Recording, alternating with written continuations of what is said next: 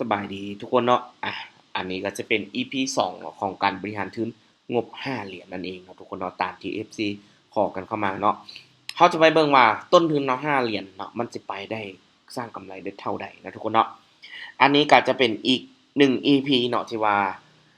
เกี่ยวกับการเทรดเนาะเนื้อหาการเทรดเนื้อหาการบริหารทุนการบริหารพอร์ตนะทุกคนเนาะตามที่หลายๆคนขอกันเข้ามาเนาะทางนี้ทางนั้นเนาะอินดิเคเตอร์ที่นำใส่ก็จะเป็น วิลเลียมเปอร์เซ็นต์เหมือนเดิมนะทุกคนเนาะทุกการลงทุนมีความเสี่ยงบ่แนะนำหรือว่าสักส่วนให้ไผมาลงทุนแต่อย่างใดเนาะวินไป1ออเดอร์เนาะอันนี้ก็จะเป็นสเตทเมนต์การเทรดเนาะแต่ก่อนๆมาเนาะเดี๋ยวเราไปต่อกันเนาะตอนนี้จาก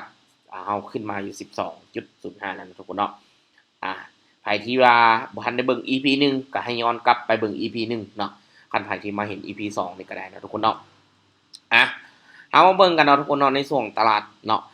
การเทรดมันก็สิมีได้มีเสียนะแต่ว่าอยู่ที่ว่าการบริหารทุนของเฮานั่นเองเนาะทุกคนเนาะโอ้ยเนาะบ่ทันจะเนาะออเดอร์นี้ก็จะข้ามไปก่อนเนาะช่วงกลางนี่คือนำบอกตลอดว่านำบ่มั่นใจซะเนาะบ่มั่นใจเนาะทางนี้ทางนั้นเนาะก็คือหลายๆคนที่ว่าถามกันเข้ามาว่ามีงบน้อยเทรดได้บ่เนาะเทรดได้เนาะแต่ว่าเขาต้องมีความรู้ให้มันหลายเนาะมีเงินหลาย ก็แฮ่งยิ่งต้องมีความรู้มันหลายเนาะถ้าเราบ่มีความรู้โอกาสที่เราจะสูญเสียก็ค่อนข้างว่าหลายนะทุกคนเนาะถ้าไผที่เขาเอามาโอเคค่อยว่าโอเคค่อยก็ลองมาฝึกเทรดเบิ่งเนาะคันฝึก Demo เทรดแล้วบ่ผ่านก็บ่ควรจะลองมาเทรดนะทุกคนเนาะไผที่มาคอมเมนต์ก็พยายามเบิ่งคลิปให้มันจบก็ได้นะทุกคนเนาะเบิ่งคลิปมันจบว่าเนื้อหามันเป็นแบบใดนะทุกคนเนาะฉะนั้นไผที่มาเบิ่งคลิปก็เบิ่งหลายๆรอบนะถ้าจะไปฝึกเทคนิคเทรดนะทุกคนเนาะอ่ะ เดี๋ยวเรามาเข้าออเดอร์กันเลยนะทุกคนเนาะออเดอร์นี้ก็แนวโน้มขาขึ้นเนาะเราก็เข้าออเดอร์บ่ายนะทุกคนเนาะอ่าส่วนหลายเนาะการเข้าออเดอร์แบบนี้นำจะบ่ค่อนข้างมีเทคนิคที่มั่นใจดูไปแบบไปเงินหลายซะจ้ะเนาะอันนี้จะอยู่ที่การบริหารเงินเนาะมั่นใจก็ไปตามการบริหารเงินทุนของเราเนาะบ่มั่นใจเราก็สิไปตามทุนของเราเนาะแต่เมื่อเราออกไปแล้วเรามั่นใจแล้วแหละว่าเทคนิคของเราสิเป็นแบบใดนะทุกคนเนาะ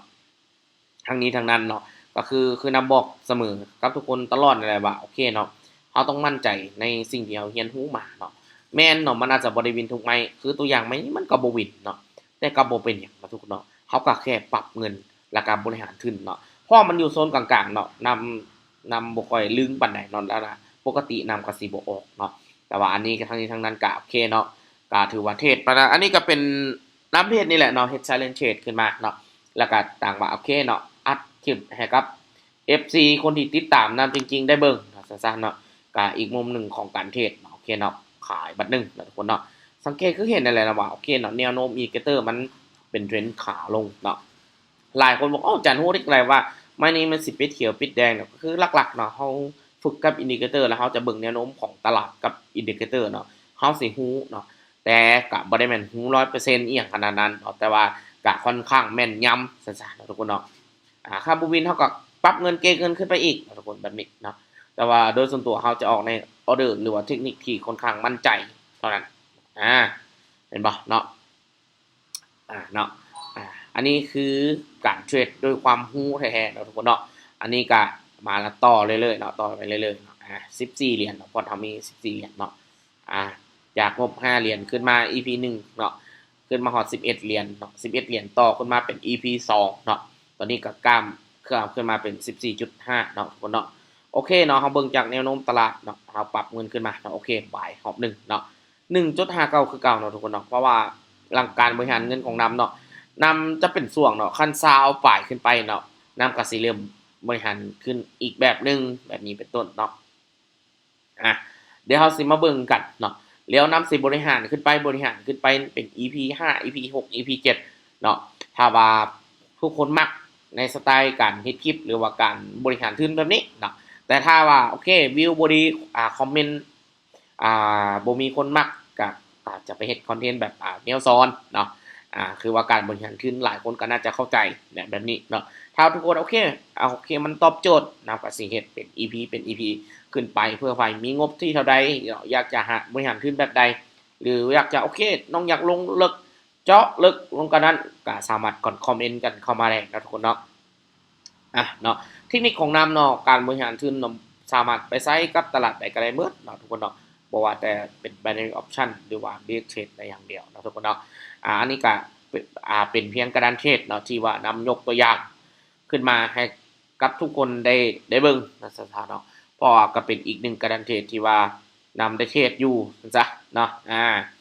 ถามว่าโอเคบ่เนาะเฮามาเบิ่งจากอินดิเคเตอร์นี้เนาะสังเกตเนาะเฮาจะบริหารทุนเนาะเวลามันวินก็บริหารทุนเนาะแล้วก็สังเกตแนวโน้มของอินดิเคเตอร์ไปนำเนาะทุกคนเนาะสาเหตุที่ว่านำเป็นหยังถึงเข้าขายสังเกตเห็นบ่เนาะอินดิเคเตอร์เนาะเฮาสังเกตวิลเลียมเปอร์เซ็นต์ R เนาะถ้าเฮาไปฝึกฝนดีๆเนาะเน้นจากษาหน่อยนึงเนาะอันนี้เป็นสเตตเมนต์การเทรดนะก็มีเสียนะแต่ว่าโดยทั่วไปก็อัตราชนะเนาะมันก็จะหลายกว่าเนาะอัตราเสี่ยงก็สิมีน้อยกว่าแหละทุกคนเนาะอันนี้ก็สิเป็นอีกหนึ่ง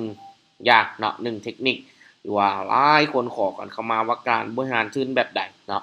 หรือว่าอยากให้บริหารทุนน้อยกว่า5เหรียญลงไปบ่ก็สามารถคอมเมนต์กันเข้ามาเนาะเวลาอยากจะเอากำไรที่เท่าใดเนาะแต่ว่า5เหรียญก็โดยทั่วไปก็แนะนำก็บ่เกิน 10% นั่นแหละเนาะที่หรือว่าต่ำกว่า 10% แฮงเป็นการดีเนาะพอเวลาพอร์ตเฮาโตขึ้นก็ 10% ก็หลายได้เนาะแบบนี้เนาะไม้นี้ก็ถือว่านำผ่านไปก่อนเนาะเพราะว่าอยู่โซนกลางๆแล้วก็บ่มั่นใจปานใดเนาะก็ว่าสิผ่านไปก่อนเนาะทั้งนี้ทั้งนั้นเนาะคนที่อยากจะเข้ามาอยากจะมาเรียนรู้ก็นำกับสอนฟรีให้ได้เนาะทุกคนเนาะเปิดโอกาสให้คนที่อยากจะเรียนรู้แท้ๆเนาะอยากจะหาเงินแท้ๆเนาะแต่ว่าทุกคนที่เข้ามาเนาะต้องตั้งใจเรียนต้องตั้งใจศึกษาเนาะพัฒนาตัวเองเนาะพยายามบันทึกข้อผิดพลาดของตัวเองให้มันหลายขึ้นเนาะเวลาเฮาผิดพลาดอย่างแล้วเฮาบ่กลับไปเฮ็ดอีกเนาะอาเฮาเฮาเคยผิดพลาดจากการall in เฮาก็บ่เฮ็ดเนาะเฮาผิดพลาดจากการบริหารทุนที่บ่ชัดเจนเฮาก็บ่เฮ็ดเนาะแบบนี้เนาะหรือฉะนั้นเฮาต้องมาเบิ่งเนาะเฮาต้องมาเบิ่งคืนปัจจัยหลายๆอย่างเนาะทุกคนเนาะเฮาต้องมาเบิ่งคืนเนาะถ้าว่าเป็นหยังเฮาบ่เบิ่งถ้าเฮาผิดพลาดปัญหาเดิมๆอยู่ตลอดเนาะเฮาบ่เปลี่ยนแปลงเนาะนำเสียว่าสิ่งที่เฮาจะอยากจะเติบโตขึ้นไปข้างหน้าได้เนาะแต่ถ้าหากผิดพลาดแล้วเฮาแก้ไขเปลี่ยนแปลงเนาะบ่ให้เกิดซ้ำอีกเนาะปัญหาในการผิดพลาดจากอาชีพเทรดเดอร์ก็บ่ได้มีหยังหลายนะทุกคนเนาะแล้วก็เอาเงินเย็นมาลงทุนเนาะเงินที่ว่าโอเค 10% 5% 3%ของตัวเอง 2% 1%ก็แล้วแต่เนาะแต่โดยทั่วไปก็จะบ่เกิน 10% ของกันเอิ้นว่าบ่แม่นเงินที่ว่าท้องเช้าเข้าซื้อเงินซื้ออยู่ซื้อกินเงินค่าน้ำค่าไฟค่าหยังต่างๆแบบนี้เนาะอันนี้คือเป็นเงินที่โอเคค่อยสามารถเสียได้ค่อยสามารถอ่ายอมรับความเสี่ยงได้ยกตัวอย่างเขามี100ล้านโอเคค่อยสามารถเอามาลงทุนได้100,000กีบแบบนี้เสีย100,000กีบมันก็บ่เป็นหยังเนาะเพราะค่อยไหนๆค่อยปกติค่อยก็กินเบียร์เขาก็เสียอยู่แล้ว2-3แสน200,000 300,000ยกตัวอย่างแต่ว่าโอเคค่อยอยากลองค่อยอยากฝึกมาค่อยฝึกมาเป็นปีแล้วค่อยอยากลงทุน100,000กีบก็ลองได้บ่เป็นหยังทุกคนเนาะอันนี้ก็อยู่ที่ว่าการฝึกฝนของเฮาเนาะแต่ว่าลงทุนบ่ฝึกเรียนบ่ก็ศึกษาเบิ่งแล้วก็ฝึกฝนให้มันดีเนาะหาความรู้แม่นหลายก็สามารถทดลองได้นะทุกคนเนาะโดยที่ว่าตัวเองยอมรับความเสี่ยงได้ก็ทดลองได้ทุกคนเนาะฉะนั้นคนที่เข้ามาเนาะบ่มีไผดอกเนาะที่ว่าโอเคบ่พบกับความผิดพลาดเนาะในอาชีพเทรดเดอร์นี่แน่นอนเนาะเจ้าสิต้องพบเลยแหละความผิดพลาดจากการเทรดเนาะทุกคนเนาะเดี๋ยวเราไปออเดอร์ต่อไปเนาะทุกคนเนาะก็คือทุกคนเห็นนะปัจจุบันพอร์ตก็เติบโตขึ้นมา 17.6 เนาะโดยต้นทุนที่5เหรียญเนาะทุกคนเนาะจากใน EP 1อันนี้จะเป็นใน EP ที่2โอเคเข้าบายอีก1รอบเนาะเป็นอย่างถึงบายเนาะทุกคนน่าจะเห็นเนาะหลายๆคลิปที่ว่านำอธิบายการใช้เทคนิคเนาะถ้าหรือว่าทุกคนอยากจะให้ลงลึกเจาะลึกกว่านี้ก็สามารถคอมเมนต์ในช่องของ DK นำ1แล้วก็ติดตามเพื่อเป็นกำลังใจให้นำเฮ็ดคลิปดีๆเนาะเนื้อหาดีๆให้กับ FC หรือว่าหลายๆคนอยากจะเบิ่งเนาะถ้ามีคนสนใจหลายถ้ามีคนอยากเรียนรู้หลายมีคนอยากเบิ่งหลายนำก็สิเฮ็ดคลิปลงมาทุกๆวันเนาะให้กับแต่ละคนได้เบิ่งแล้วก็เนาะแล้วก็คลิปเหล่านี้เนาะนำบ่มีลิขสิทธิ์หยังทุกคนสามารถไปศึกษาเนาะหรือว่าไปต่อยอดเป็นบทเรียนของตัวเองเอาไปพัฒนาเป็นของตัวเองได้ทุกคนเนาะหรือว่าเอาแชร์ให้หมู่คู่เนาะเรียนได้เนาะหรือว่าโอเคทีมงานของตัวเองบอกอยากจะเอาไปเรียนก็สามารถเอาไปเรียนไปเบิ่งแล้วไปเรียนได้เนาะทุกคนเนาะ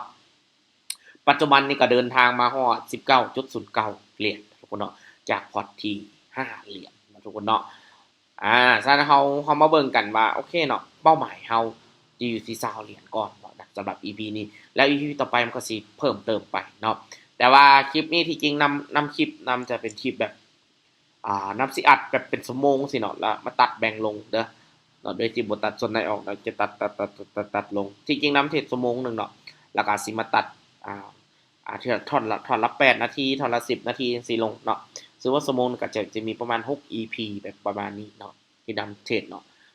แล้วก็สิมี EP ต่อๆไปนี่เนาะถ้าเจ้าได้เบิ่งคลิปนี้อยู่เนาะก็สิมี EP ที่ต่อจาก20เหรียญนี้ขึ้นไปเนาะแต่ว่าสังเกตเวลาวันที่เนาะนำจะเทศอยู่มื้อเดียวเด้อเนาะแต่ว่านำจะแบ่งลงวันละเอิ้นว่า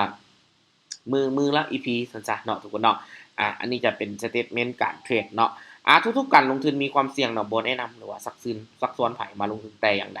การเทรดก็คือการลงทุนเนาะมีความเสี่ยงทั้งนั้นเนาะไผที่ลงทุนแม่นศึกษาให้ดีเนาะอย่าลืมติดตามช่อง DK นำเนาะ1เนาะมักบ่เนื้อหาแบบนี้ถ้ามักกดคอมเมนต์เลยนะทุกคนเนาะสำหรับ EP นี้ว่าไว้เท่านี้เนาะแล้วพบกัน